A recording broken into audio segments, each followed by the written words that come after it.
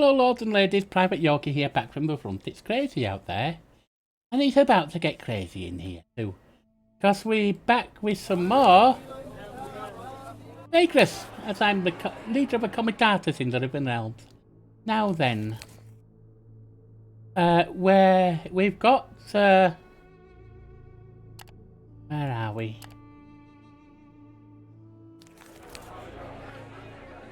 Where are we? We're going somewhere. I forget where. Oh, we can see on the map, can't we? We can see on the map. That's right. We're heading out of here, and we're going up here, piece of Sergrod, and a group of construction workers, all the way over there. Which means we could either go this way through South Karelith, or we could go this way, which I believe that's to Aachen. Is that Aachen too? I'm not sure. I think it might be, you know. Well, passing Aachen is where we're going to be going. And then off to Crystal. Now, there's nothing to go to Crystal, but we might be able to get something to go to Aachen. Oh.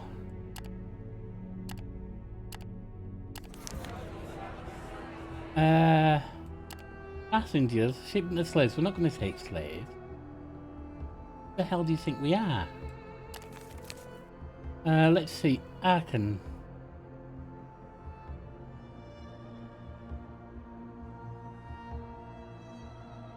Distribute for house. With 20 obsidian to Aachen. We could do that.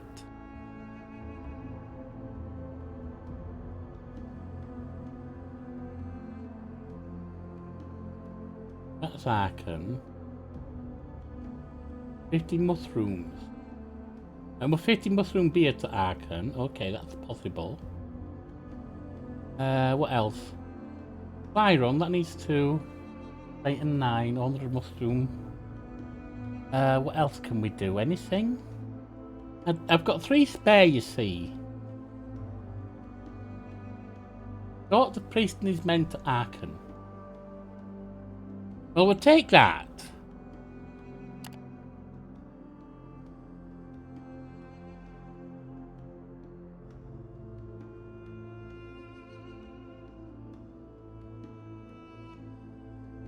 Now, let's see what else we can do to Aachen. Anything? Have they all gone? No. 20 obsidian, that seems like a good one. And with that, we can leave. Maybe get some more food.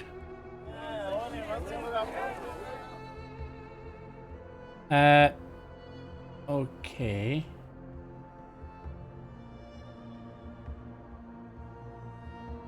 Leave, click, buy a stack. There we are. Right, we'll leave. Approach towards city gates. You approach the mighty gates of Thorvag's shelter. One can see the scorching desert sky loom above the cruel black battlements. As the comitatus takes its place in a long line at the vast gate, you notice a lean woman dressed in a bureaucrat's tunic with a cape. Approach one of your guards and talk to him briefly. He walk up to you soon afterward. Apologies, Vagrus, the woman says, bowing her head politely. I work for the magistrate of tax collection. No need to be alarmed. I don't like tax collectors. They take me money. I am here to present you with an opportunity. I have a message attached to some documents that need to be delivered to Aachen. A client's bad. Should you take the message, you'll be compensated upon handing it off. What say you? Yeah, we'll take it. Thank you, Vagrus. I'm sure it'll be worth your time. My client is a very resourceful man who works for a researcher of some renown. Oh. He awaits a message in the town of Aachen to the north, where he rents a small apartment above a tobacco shop on Siltwater Street. His name is Levantius. With that, you hand over the leather case, bow the head, and take the leave. You can see your approach to guards, talk to them briefly, point at you, and then walk away. After storing the case with your personal belongings, you signal comitatus to move. And out we go. Right, now. We go up to the crossroads here and then go north. Oh, that's beyond darker, so we need to do it that way. We have no more space to go, so let's camp. Pay now.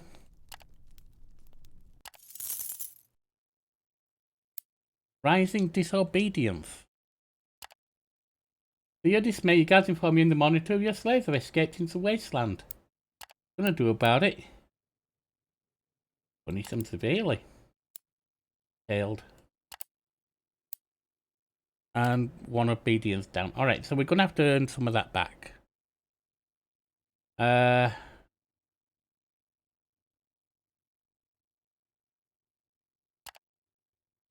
Go there. And that's where we go. Okay, no, we have to go further north. Alright.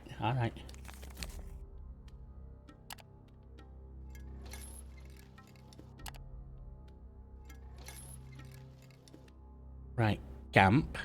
If anyone knows how scouting works, let me know, because I don't get it at all. So I'm just ignoring it for now.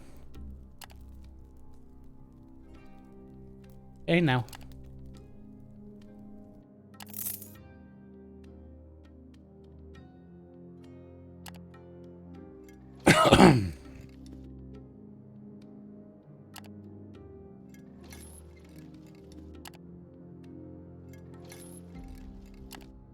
One more. And then we rest. Pay now, and we'll do 150 again.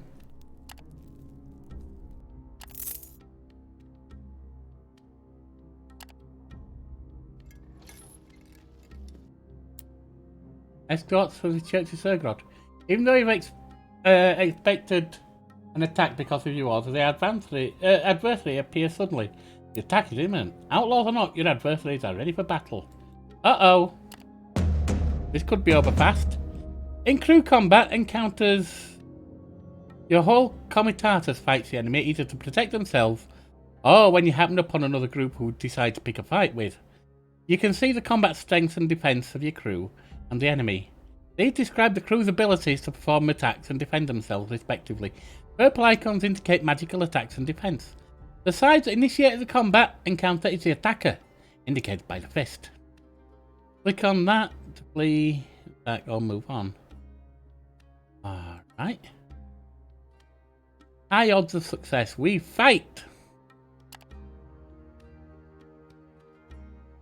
You need to select your goal for the fight. Your options are limited based on the type of enemy you're fighting. Oh, he's a necromancer. And the circumstance you've met them under. When you are ambushed, your options are severely diminished. The available targets or loot are listed right below the goal options.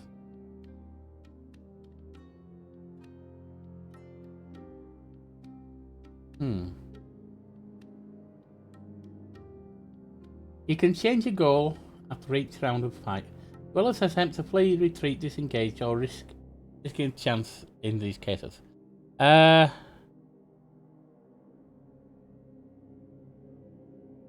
Save the cargo. Crew combat typically lasts for 3 rounds, during which you need to manage who of your crew fights and who does not, as well as increase your chance of success or modify outcomes by performing special actions each round.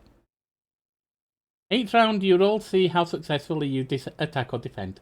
The chance of success and failure, derived from combat strength, defense, and action modifiers on the 2 sides, can be seen in the middle. If the enemy successfully flees, retreats, or disengages in a given round, you can choose to pursue them or stand down. The enemy can do the same to you in case your side withdraws. Okay. During the battle, you can see your units left. Yep.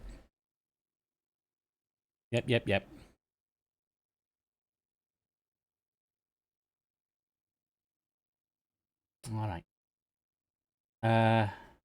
Enemy's units right. You can click on groups of units to add them or exclude them from the fight before you commit to the current round's roll. The selected units add their combat strength and defense to the total but have a chance to be wounded or killed. Workers and slaves become mortally wounded after a single hit, while other combatants become wounded first. Severely wounded companions and mortally wounded crew cannot fight, while wounded crew grants lower combat strength than healthy ones. Check the detailed results of each round by clicking. Including passengers and or arming slaves is an option, but these have their consequences like losing morale and obedience. Yeah, I get that.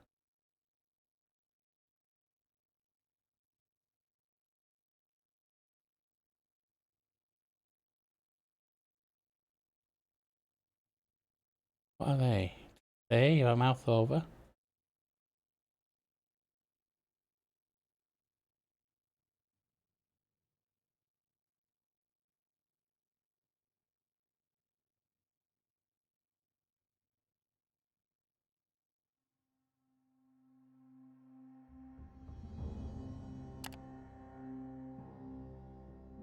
Combat actions are commands you can issue before each round of combat. Alter the course of the battle. Raise your chances of success or mitigate losses. Maximum 2 actions can be performed per combat round. Both cost resourcefulness. Second one costs more than the first. Actions that are in tune with your disposition, offensive for the attacker and defensive for the defender, cost less resourcefulness. Additionally, Marauder Prime and Guard Captain duties lower the resourcefulness cost.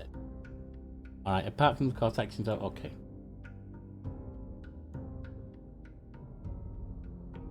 You can enter companion combat against a faction of the forces using the appropriate action.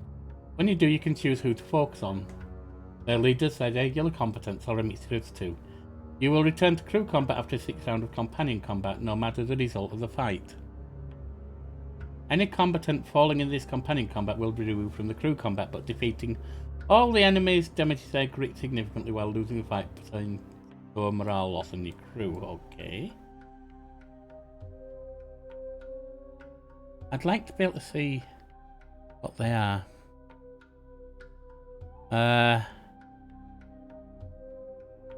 We can do call their rank.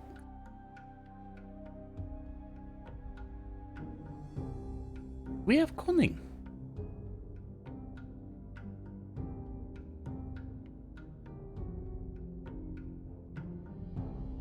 And how much do we have for...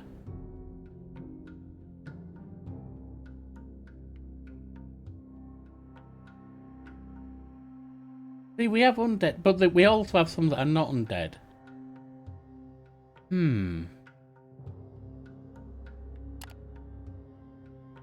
Actions.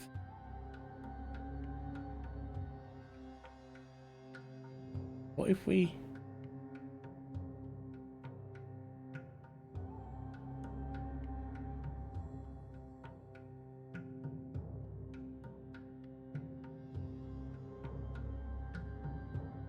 So,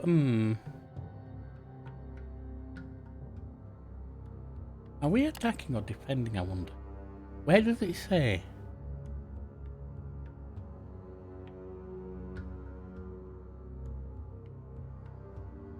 We're keen, we're obedient submissive.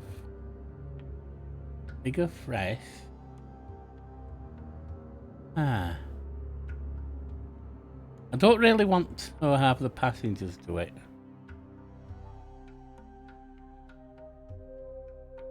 Although they're scouts, those are fighter. See.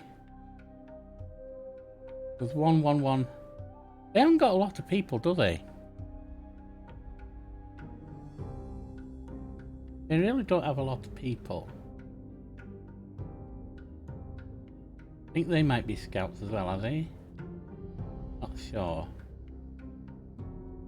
Well, let's do something anyway.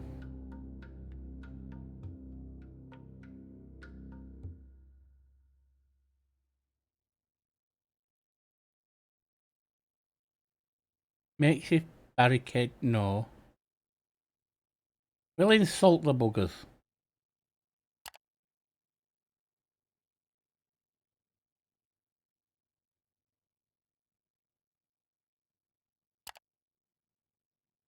And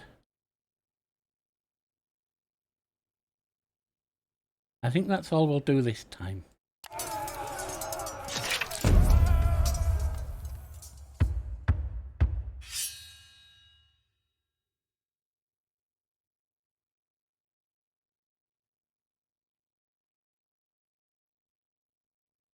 Oh, is that resourcefulness? No, that's movement points.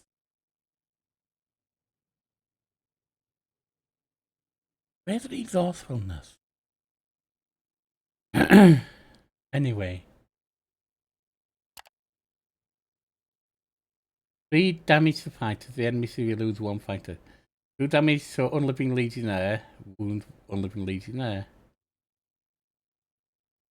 Enemy continues to fight.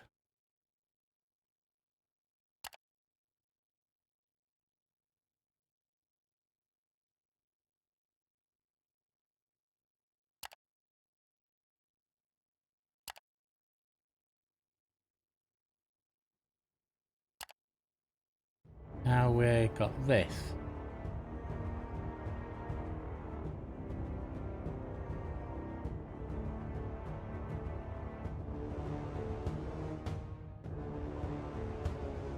This is probably a bad move, isn't it?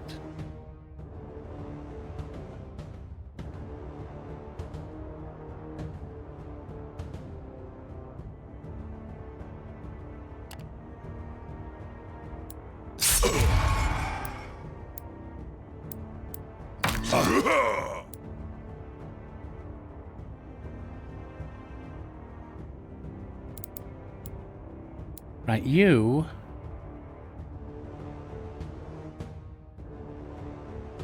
gas bomb. Or pistol shot.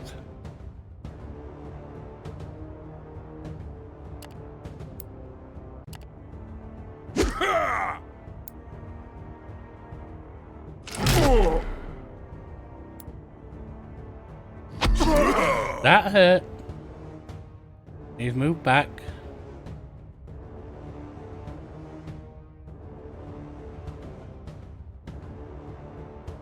Enchanted rune against the foe, will it?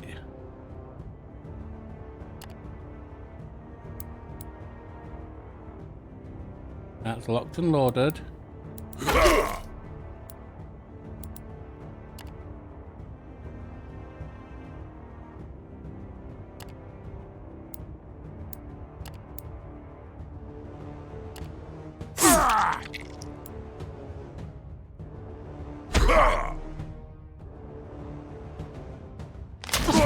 Ow! That's not nice.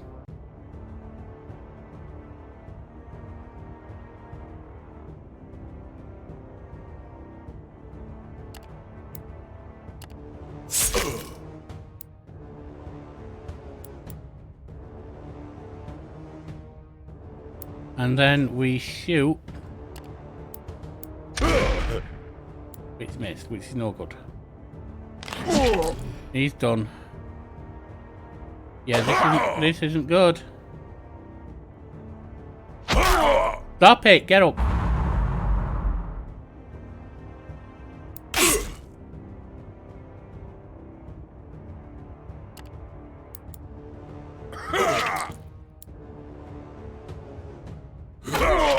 He's hurt. He can't move. Havoc's out of actions.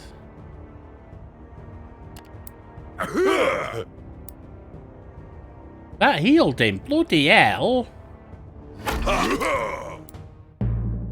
Well, that didn't work too good now, did it?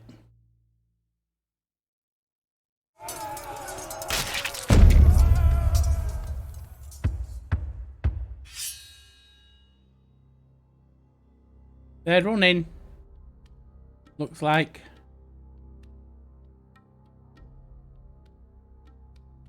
Stand down. Your crew tends to be wounded in the heal phase, rolling for every recovery. Each unit by one. Severely wounded units can only be healed with a critical success. The healer perks of companions or the Vagrus, as well as certain gear and other sources, can increase the chance of success. Alright.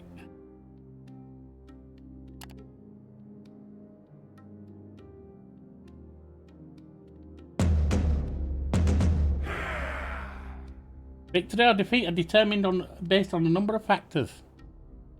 Success and critical success in rounds earns 1 and 2 victory points respectively.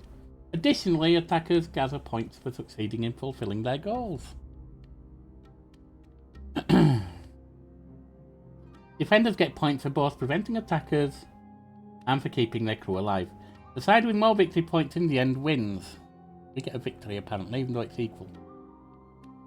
The post-victory sequence involves looting. You can receive items, goods, or even beasts and mounts, depending on the enemy you defeated. As with all opportunities of revenue in the game, relying on this sort of loot alone will not give you a float.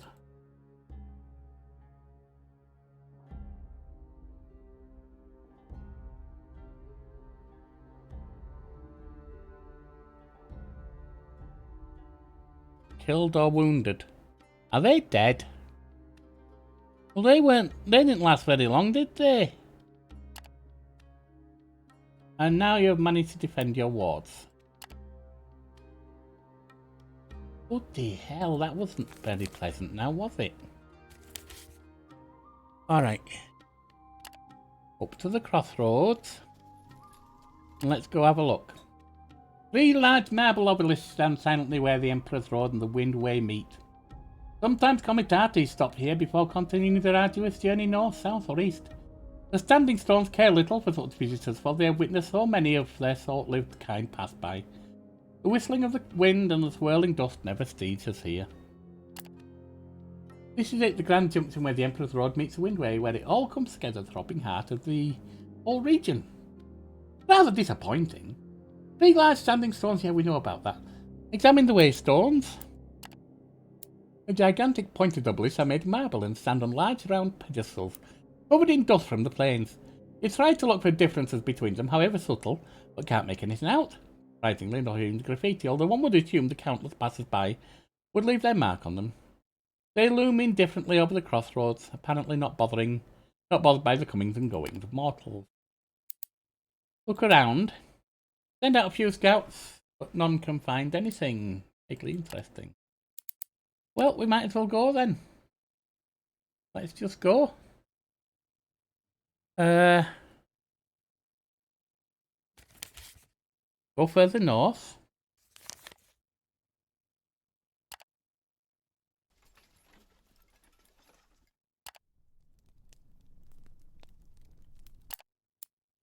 I like he's fraternizing with the crew, and he sees you steps away to talk to you privately in the growing shadows evening. How's it going, boss?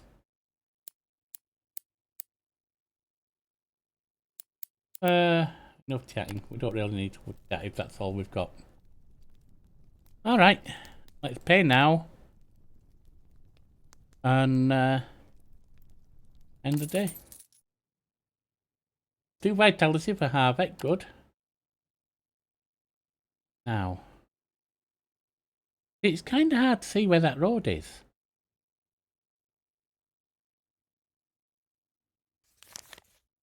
Further north. Oh, that's it. Whoops. That's it. 6. The commentator seems better. In fact, your comment is in a pretty foul mood.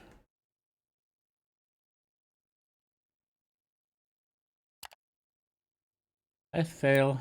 Something ought to go wrong. Perhaps life is change the mood. Worse, you only annoy people by trying. 3 fighters with the audacity come up to you and demand extra payment.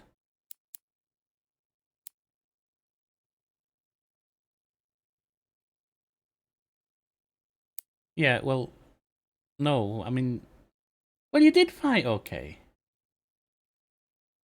No, what, we'll pay everyone a little extra.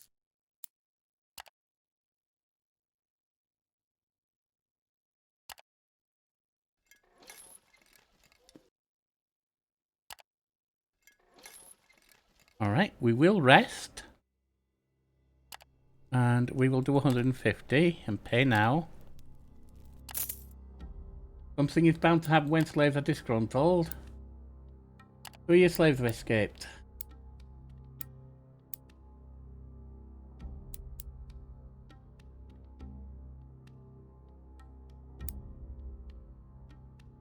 Punish them. License works so they become more docile immediately. And gain the... Okay. Right, so we've got 8. 2, 4, 6, 8. We'll go 10.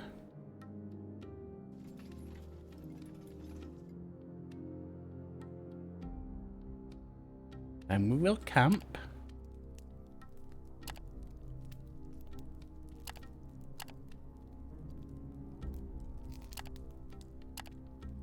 Pay now. Avex healed to wounded. And then we go to Arkan. Yay, we're there. Right, let's pop inside. Nestled between the thicket of rock pillars called the Arkaroth Forest, the imperial town of Arkan is constantly beaten by wind and engulfed in fine dust from the jagged waste. However unforgivable though its surroundings are, the settlement's inhabitants thrive thanks to the earth's abundant bounty. Marble, limestone, granite and shale, artists and artisans carve the precious stones in their workshops and warehouses ceaselessly behind the town's silt-laden walls under the watchful eyes of Praetor. Visit the shop of Thatmas. There's a curious shop, one street from the market. Beneath the shadow of its awning, a variety of strange sculptures, both small and large, stand on display. The statues depict various creatures, mostly sentient beings of the Riven realms. The only thing they have in common is that they all appear to be unfinished to some degree, and their faces seem to express some kind of reverential longing. Or is it pain? From inside the shop you hear the sound of hammering and chiseling. Let's go in. Oh, it's a skeleton. You enter a spacious venue stuffed to the walls with sculptures, crafting materials and all sorts of tools. In the far end you see an archway opening into a huge inner yard, also filled with statues and large slabs of raw stone. In a corner, an enormous figure stands hunched over a workbench, busily chipping away at something with a chisel. Upon hearing you, it turns around, revealing a sight that you were not prepared for. Greetings, I am Thatmas, the proprietor of this store. How may I serve you? The skeleton? It says, with a voice reminiscent of two slabs of coarse stone grinding against each other. Thatmas looks almost as sad to himself, only almost.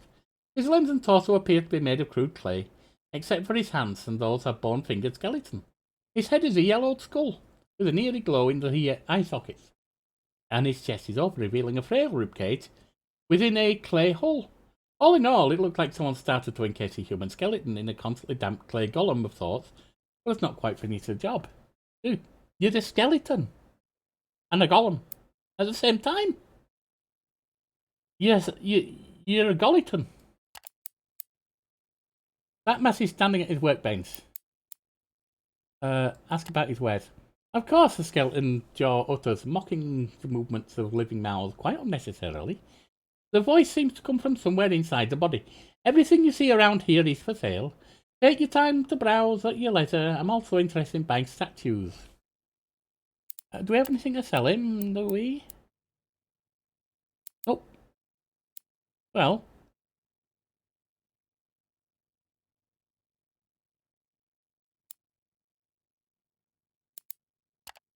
Do us business. Can we buy us get a thing? Can you know?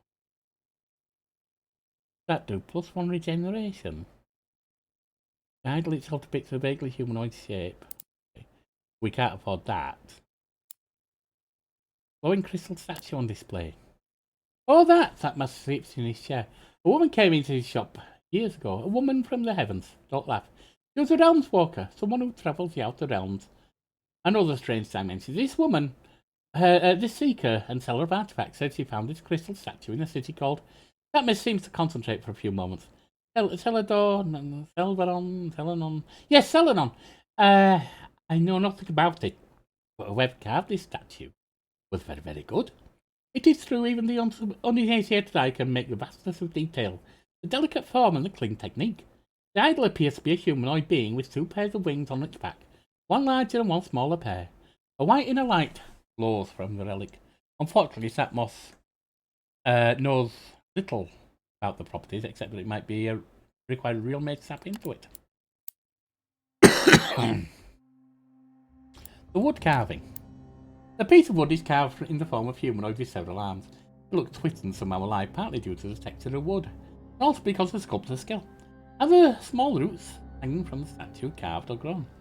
I made that myself after I bought the strange wood from a curious-looking man. I swear he looked half plant and half human to me. That got me thinking about half-breeds. Am I a half-breed? Half living, half dead, half clay, half bone? Heh.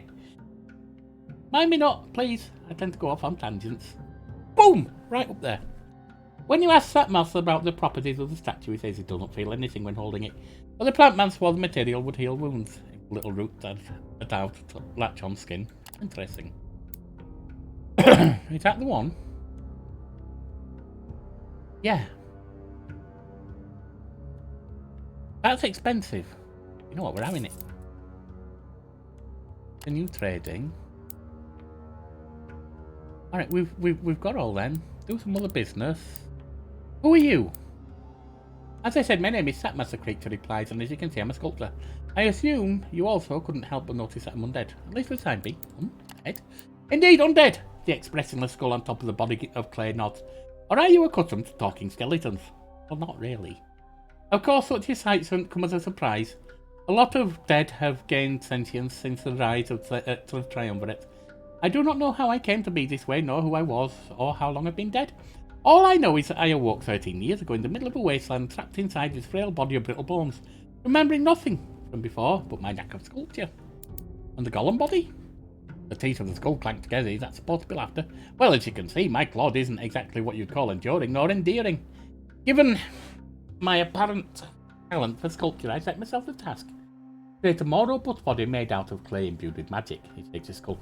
Alas, the work is rather tedious and expensive. Thus far, I haven't finished it yet. I hope to finance my progress by selling my work, but then again, for that I have to leave my hands skeletal for a while or more, as adapting to clay hands would certainly hinder my sculpting. And of course, after the crude shape of my whole body is done, there will remain a long list of enhancements to accomplish. And you're undead, tell us about that. Indeed, undead, the expressionless skull on top of the body of clay nods. Or are you a cousin? Well, no, I mean, I've already asked that. Ask why sculptures are half finished. But they aren't, Satma says. Art should be through echo of reality. And my own reality right now is that I am incomplete. Please look closer. Rather not. You're a talking skeleton.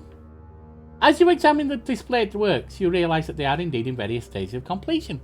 The older ones are crude, while newer ones seem to lack only a few finishing touches. See, they reflect upon my various stages of progress, approaching perfection step by step, just as I am.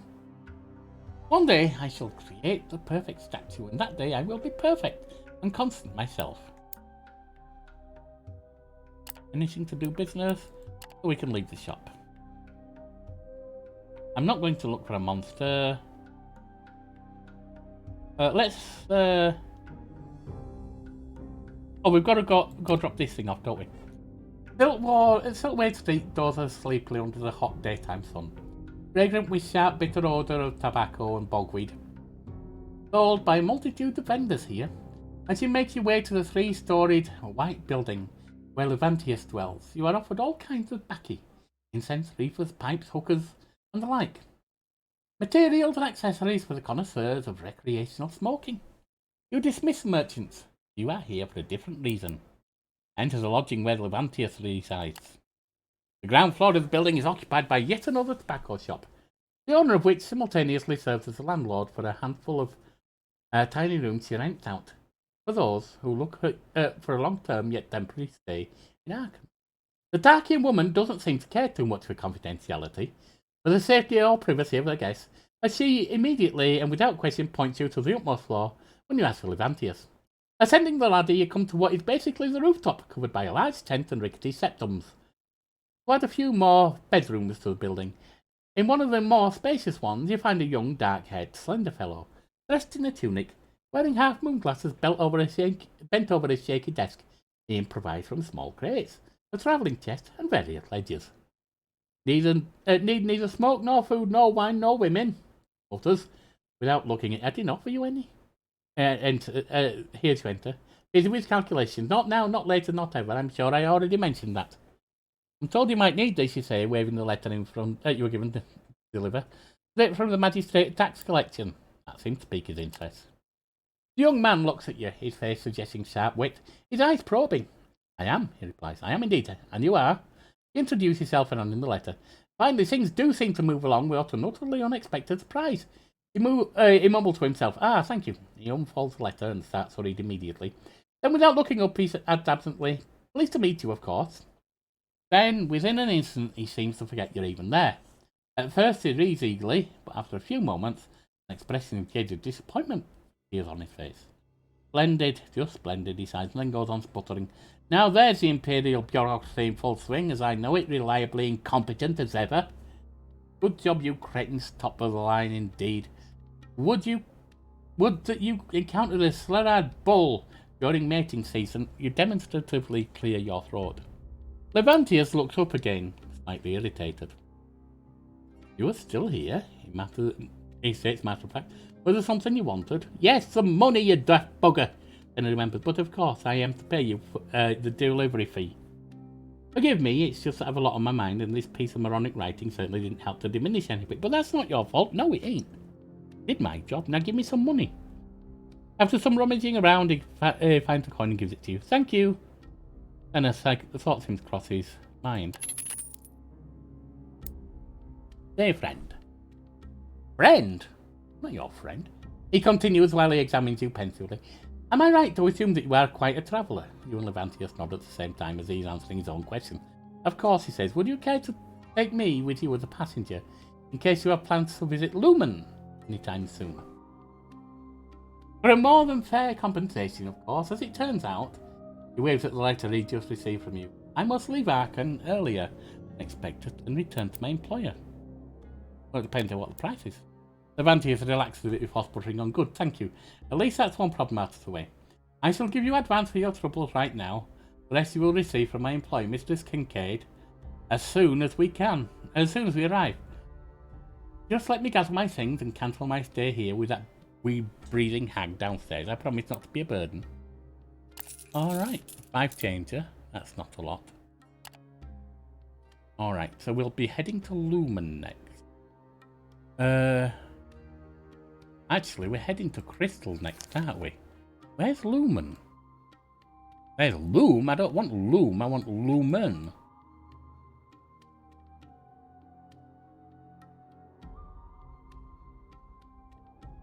Here, Vernum.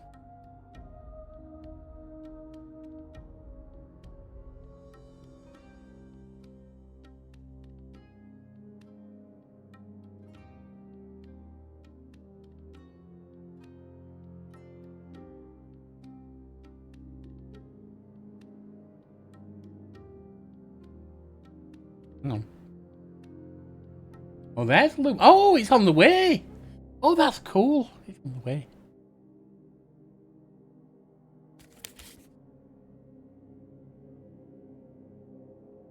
Right, we'll explore the city.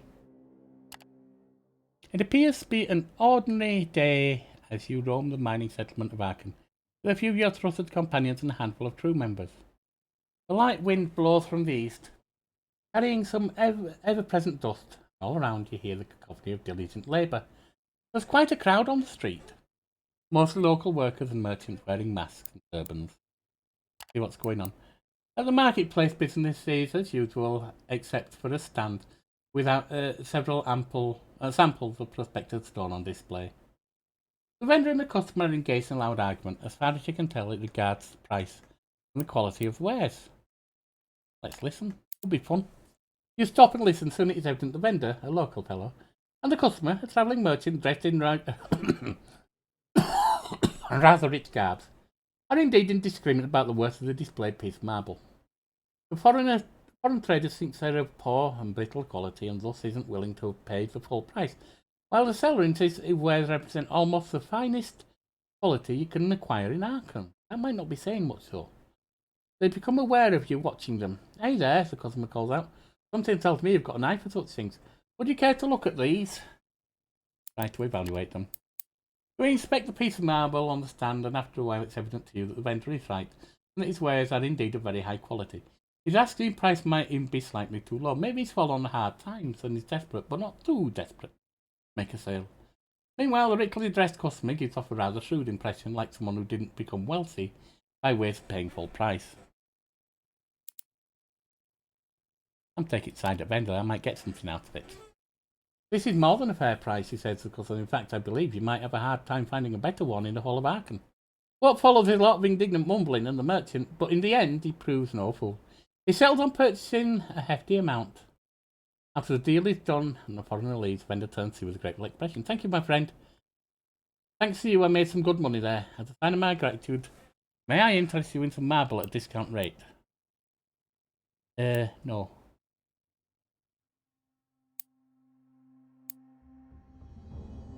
Not right now, maybe later. Alright, return to the Comitatus. Now.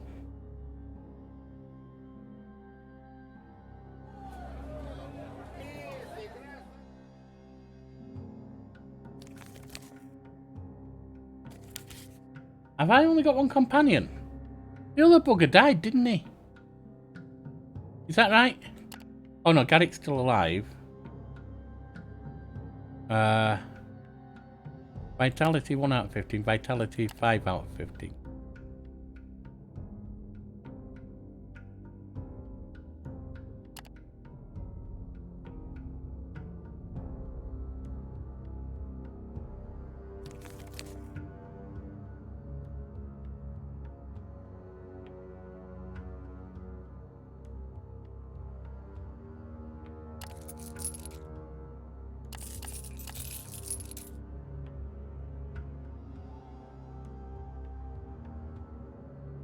Is that?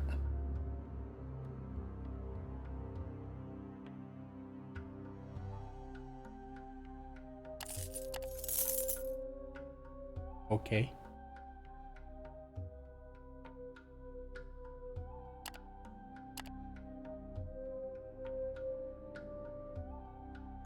What do they do?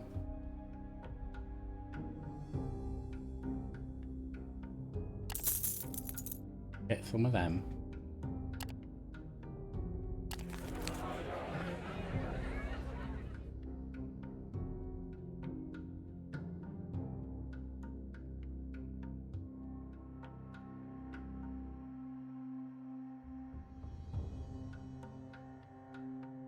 I want some fighters, really, don't I?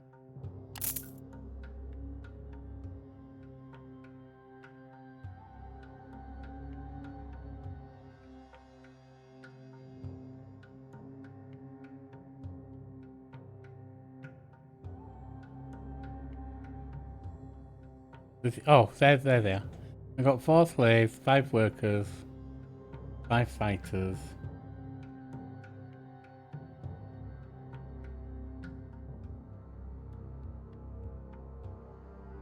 We lost some slaves, so I don't really want to buy more though, do I? That's the problem.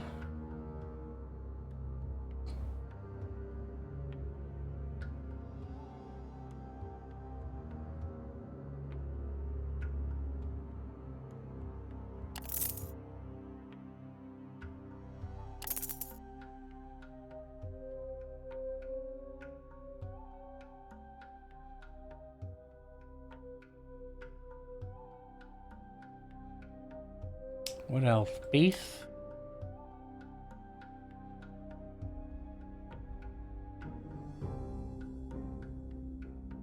We can get a rumour here, but I don't really know that that's going to help me.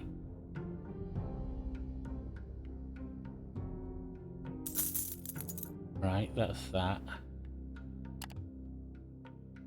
You're going to Lumen. We'll take you.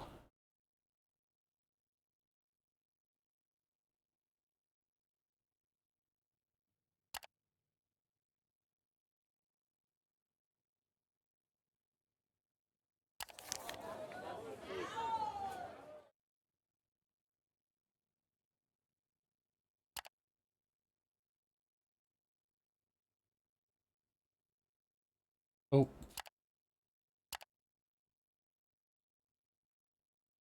Oh, that got them. Except it didn't, did it? Oops. You had to go there to do it. Do we have anything going to Lumen? You.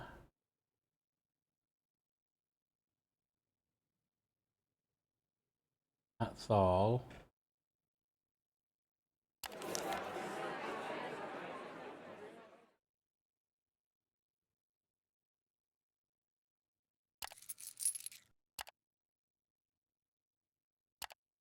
Alright. And that's that. Now if we look here, we're going around the bottom of the mountains and over to Lumen.